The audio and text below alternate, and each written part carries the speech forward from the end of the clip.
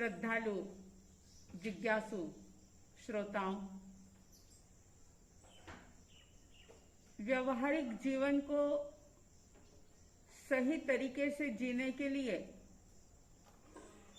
और घर में मन में शांति को कायम रखने के लिए तथा आत्मा के विशुद्धि करने के लिए इस वर्षा काल के दौरान पंडित रत्न श्री रविंद्र जी आत्मन के द्वारा लिखी गई ऐसी समता षोडशी की चर्चा चल रही है। उस समता षोडशी के अंतर्गत आपने सुना था कि ज्ञानी कह रहे हैं कि अशांति का कोई कारण नहीं, ज्ञान दृष्टि से देखें अगर तो अशांति का कोई भी कारण नजर नहीं आता। और फिर ये कह दिया कि तू मूर्ख है कि जो पर का लक्ष्य कर रहा है, दूसरों की ओर क्यों देख रहा है, क्योंकि तेरे से ये सारी चीजें भिन्न हैं। क्या क्या भिन्न है, कैसे भिन्न है, कैसे अलग है, इसकी भी चर्चा हम इसी समता षोडशी के अंतर्गत करेंगे। लेकिन आज हम ये देखेंगे कि सारा दिन व्यक्ति इस भिन्नता के भाव में नहीं जी सकता। पर को लक्ष्य ना करे, पर को ना देखे, ऐसा सामाजिक जीवन जीते हुए बड़ा मुश्किल होता है। हाँ, जो व्यक्ति अपने को साध लेता है, क्योंकि जो साधना के क्षेत्र में आगे बढ़ जाता है उसके लिए तो सब कुछ पॉसिबल है। लेकिन जो अभी सामान्य भूमिका पर खड़ा है उसके लिए पग पग पर शांति रख पाना, समता में जीना और अपने अंदर क्रोध पैदा नहीं करना, ये पॉसिबल नहीं होता, थोड़ा मुश्किल होता है। तो सहज सरल शब्दों में हम व्यवहारिक जीवन में किस प्रकार से जिए कि जिससे हमारे मन में शांति का एहसास हो। ऋषि मुनियों ने, अनुभवियों ने ऐसे कुछ उपाय बताए हैं कि अगर आप उन उपायों को मंत्र की तरह सुबह उठते ही अगर उसका स्मरण कर लें, उसको याद करें और एक छोटा सा संकल्प करें कि मुझे आज इस उपाय को अपनाना है, तो निश्चित रूप से आप उसे अपनाते हुए शांति का एहसास करेंगे। आइए हम उन उपायों की बात करते हैं कि जो छोटे से लेकर बड़े तक, जैन अजैन, धार्मिक अधार्मिक, ज्ञानी या जिसको धर्म का बोध नहीं है, ज्ञान नहीं है, ऐसा हर एक व्यक्ति इन चीजों को कैसे अपना करके जीवन में सुकून और चैन का अनुभव कर सकता है। तो शांति के उपाय में सबसे पहली बात मैं आपसे ये कहना चाहूंगी कि हम अपनी इच्छाओं को कम करें, निष्प्रही बने। लालसा कह दो, कामना कह दो, इच्छा कह दो, ये सारी जितनी ज्यादा बढ़ती है उतना ही व्यक्ति दुखी होता है। क्योंकि ये तो आप जानते हैं कि मन में पैदा होने वाली इच्छा, सारी इच्छाएं पूरी हो जाए ये कोई जरूरी नहीं है। और जब व्यक्ति के मन में कोई चाहत ने जन्म लिया, कोई कामना पैदा हुई और अगर वो पूरी नहीं हुई तो ये स्वाभाविक है कि उस व्यक्ति के मन में एक दुख की रेखा खींच जाती है, भीतर से वो दुखी हो जाता है। ये बात अलग है कि अपने उस दुख को व्यक्ति बाहर बताए या ना बताए, क्योंकि आजकल अधिकांश लोग दोहरा जीवन जीते हैं। वे दुख को किसी को दिखाए, उनके दुख को कोई देख पाए ना देख पाए, ये कोई जरूरी नहीं होता, लेकिन अगर चाहत पूरी ना हो तो व्यक्ति निश्चित रूप से भीतर से दुखी होता है। और ज्ञानी ये बात कह रहे हैं कि जैसे ही इच्छा भीतर में जागे, अब इच्छाएं, कामनाएं, लालसाएं कई प्रकार की होती है। खाने की इच्छा, शॉपिंग करने की इच्छा, घूमने फिरने की इच्छा, दूसरों से मुझे खुशी मिले, दूसरा कोई मुझे सुखी करे, सुख दे, ये इच्छा। अनेक प्रकार की आप देखो इच्छाएं पैदा हो सकती है, लेकिन अगर उन इच्छाओं पर हमने स्वयं ने कंट्रोल नहीं किया तो फिर सारी इच्छाएं तो पूरी हो नहीं सकती।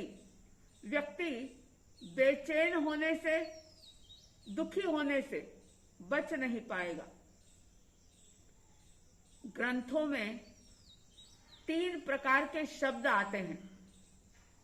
एक शब्द है महेच्छ। महेच्छ का मतलब होता है महा इच्छा वाला, यानी हर पल उसके मन में डिजायर्स पैदा होती ही रहती है। वो समझ ही नहीं पाता कि जो इच्छा मेरे भीतर में पैदा हुई है वो मेरे लिए जरूरी है या नहीं है, इसको पूरा करना चाहिए या नहीं करना चाहिए। व्यक्ति विवेक नहीं कर पाता। और महेच्छ लालसा वाला यानी महा इच्छा वाला व्यक्ति निरंतर दुखी होता है। उत्तराध्ययन सूत्र के अंदर भी ये बात कह दी कि महेच्छ यानी महा इच्छा वाला बहुत ज्यादा इच्छाओं को, कामनाओं को, लालसाओं को अपने भीतर में रखने वाला, यानी चाहत के चक्कर में उलझा हुआ व्यक्ति, उसके सामने अगर सोने चांदी का कैलाश पर्वत भी खड़ा हो जाए, यानी कैलाश पर्वत जितने सोने चांदी हीरे मोती के ढेर भी अगर उसके सामने लग जाए, उसे मिल जाए, तो भी इच्छा आकाश की तरह अनंत होती है। कहीं न कहीं इस पर थोड़ा सा ब्रेक लगाना ही होगा। अगर इस पर ब्रेक नहीं लगाया तो महा इच्छा वाला व्यक्ति यानी अति इच्छाओं में जीने वाला आदमी बाहर से चाहे साधन संपन्न दिखे, बहुत बड़ी कोठी बंगले का मालिक दिखे, गाड़ियों की कतार उसके बंगले के सामने लगी हुई हो, नौकर चाकर की घर में कमी ना हो, लेकिन भीतर से वो व्यक्ति कभी भी शांत नहीं रह पाएगा। अगर आप शांति चाहते हो तो इच्छाओं का अल्पीकरण करो, इच्छाओं को कम करने की कोशिश करो। पहला है महान इच्छा वाला व्यक्ति, जो ज्ञानियों की दृष्टि में बिल्कुल निकृष्ट कहा जाता है। दूसरे प्रकार का व्यक्ति होता है अल्पेच्छ यानी अल्प इच्छाओं वाला, क्योंकि आप हम सभी जब तक इस शरीर के साथ जीते हैं, यानी जब तक हमारा मोक्ष प्राप्त नहीं होता हमें, तब तक बिना इच्छा से व्यक्ति जी नहीं पाता, क्योंकि इच्छा तो होगी मन में, और इच्छा की कुछ इच्छाओं की पूर्ति भी करना होगी। जैसे भूख लगी है तो भोजन चाहिए, लेकिन अब उस भोजन के अंदर कैसा भोजन चाहिए, कितनी वैरायटियां चाहिए, उसके अंदर हम थोड़ा सा अल्पीकरण कर सकते हैं, लेकिन भोजन तो चाहिए, यानी भोजन की इच्छा होना स्वाभाविक होगा। तन ढकने के लिए वस्त्र चाहिए, लेकिन अब उन वस्त्रों में कैसे कैसे वस्त्र चाहिए, कितने हैं और कितने और चाहिए, इसमें हमें भेद करना होगा। तो बिना इच्छा के संसारी कोई भी व्यक्ति, चाहे वो साधु हो चाहे वो गृहस्थ हो, जब तक मुक्त नहीं हुए तब तक बिना इच्छाओं के जी नहीं सकते। तो ज्ञानी कह रहे हैं कि इच्छाओं का अल्पीकरण करो, यानी अपनी चाहत को थोड़ा सा कम करो। और इस बात को याद रखो कि चाहत के चक्कर से निकले बिना कभी भी जीवन में शांति का अनुभव हो नहीं सकता। तो अल्प इच्छा वाले बने। और तीसरा शब्द आता है अनिच्छ, यानी कि इच्छाओं से रहित, बिल्कुल कामनाओं से रहित जो हो गए, वो अरिहंत परमात्मा, वो वीतरागी साधु साध्वी भगवंत, जिन्होंने वीतरागता को प्राप्त कर लिया, वे अनिच्छ हो जाते हैं, यानी उनके भीतर किसी भी प्रकार की इच्छा पैदा ही नहीं हो सकती। तो सबसे पहला ये उपाय शांति का कि हम अपनी इच्छाओं पर ब्रेक लगाएं।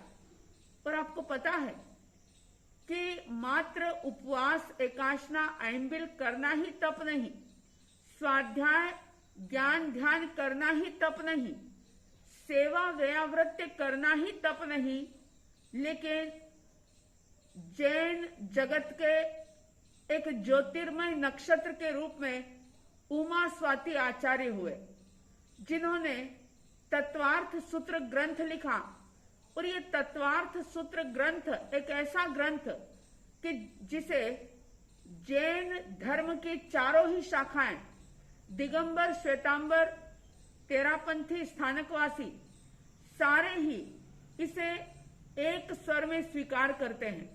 यानी इस ग्रंथ को हर कोई मानता है, इसका अध्ययन करता है, चाहे फिर वह जैन धर्म के किसी भी परंपरा से संबंधित क्यों ना हो।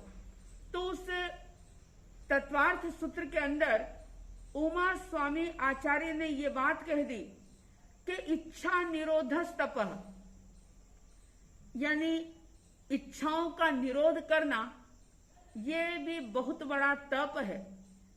इच्छाओं को रोकना, इच्छाओं ने भीतर में जन्म तो ले लिया, लेकिन उनकी पूर्ति के लिए थोड़ा सा ठहरना, थोड़ा रुकना, विचार करना। और इंसान के मन में सबसे बड़ी चाहत होती है कि दूसरों से मुझे सुख मिले, मेरी अपेक्षाओं पर सामने वाला खरा उतरे। अगर वो खरा नहीं उतरता तो व्यक्ति भीतर से अशांत हो जाता है।